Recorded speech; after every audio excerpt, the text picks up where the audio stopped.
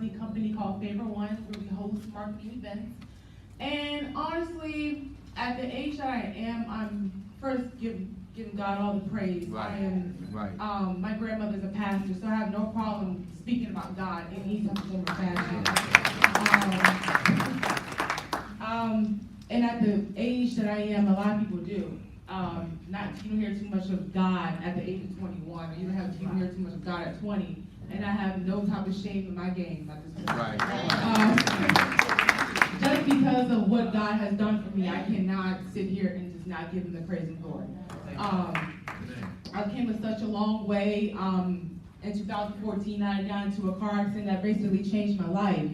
And at that one point in time, I thought I had new life on what it was and how it was going to be until I got into the accident, and it kind of basically matured me and made me to the person who I am today.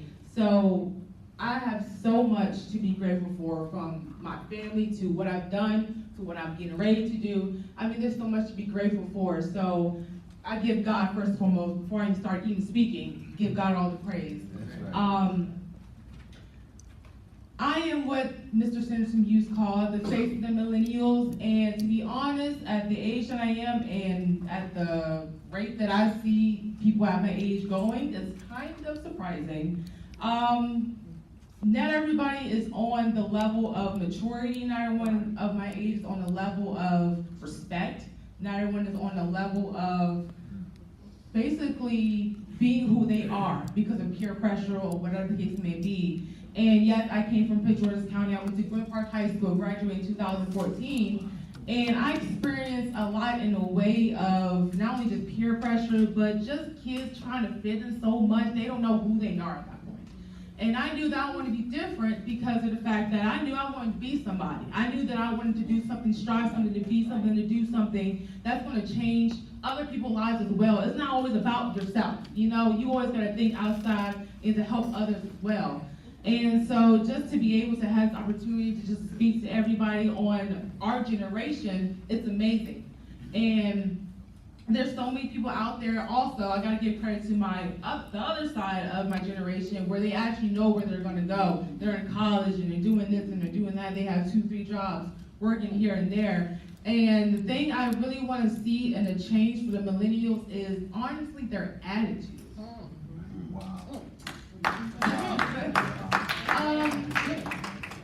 I gotta say, to be in this position to represent all the younger people in my generation is kind of not sad, but kind of depressing in a way, because of the attitude that our generation gives off.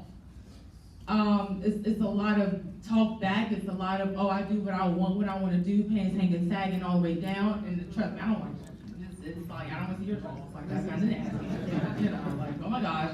But, you know, pants sagging all the way down to their feet, and oh my gosh, I gotta be like this, I gotta be loud, obnoxious, wearing half shirts, and, you know, all these things to prove something to somebody else, to get that validation from somebody else. And I really want to speak to the millennials and saying that you don't need that. You don't need validation from somebody else. You don't need proof to show somebody else that you are somebody. As long as you stay and speak within yourself, and you continue to keep focused, and you continue to keep God first, everything should work out. Right. And see, even people who go to church don't like to talk about church Monday through Saturday. But when Sunday comes, it's all about praise, praise, praise. What happened to Monday through Saturday? See, praise of God got to be an every single day type of thing. You can't just stop for one day and then not stop the next 6 days. So it's a lot in our generation that I feel like people still have to learn. I kind of feel like I have younger cousins, younger nieces and nephews who's going to be growing up in this area as well. And I just don't want to see them go through that type of attitude, that type of character of trying to prove something to somebody else that you're not. Because everyone is different, and everyone is supposed to be different. We're all not supposed to be the same. I may say tomato, you may say tomato. That's how it's supposed to be. But people get peer pressure, and people feel like they have to fit in so much to the point that they stand out in the wrong way. And I really want to speak to our generation saying that you don't have to be like that. You don't have to be like, be different, stand out, do your own thing. Who cares what anyone got to say? They're not going to be laying with you when you die. Right. You're going to be laying by by yourself. What you do is going to be what you do, and no one else cannot hold that against you. At the end of the day, and that's just what it is. And that's another thing about me too. I keep it completely 100. So that's just what it is. You know, what you do has your name on it. It doesn't have no one else's name on it. So you gotta work for what you want whenever you want to get it, and you cannot think that you're gonna get it because of your attitude. You gotta work for what you want, because things will come to you. You gotta go to it. So it's a lot of things that I feel like our generation needs to know, because it's a lot of things that they don't know, and they going off of what they think, and sometimes what you think is not what's supposed to be. So that's pretty much of the logistics of what I'm about. Like I said, I'm very spiritual, I'm very well-rounded, laid back, and I just want to make sure that my generation understands and to know that you are supposed to be different, and that is okay. No one said you're supposed to be the same like everybody else, and do you and do you the best you can. So that's pretty much about it. Thank you, Tye-Ler. Randolph, did you want to say anything to encourage millennials? We put him on the spot. My man. I thought I wasn't going to do it, but I got to do it out of love for them. I will always do it. So Right. this is very impromptu. I'm 27 years old. I work for the state government. As you know, it's not too many of us in the state government.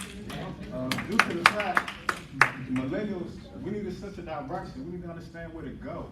You know, a lot of people don't have a lot of purpose nowadays. You don't see them understanding the point of life. It's not a game of it. It really isn't. Right. It's a lot of us dying early. That's right. It's not even just gun violence anymore. It's stress. You know, people my age die from heart attacks, strokes, and that's because they're struggling trying to figure out where to go. So at the end of the day, all I want to say is, us as millennials, we have to reinforce that people of our age and generation, they need a sense of direction. They know where they go. They need to have a plan, because it's not getting any easier out here, and it's not going to.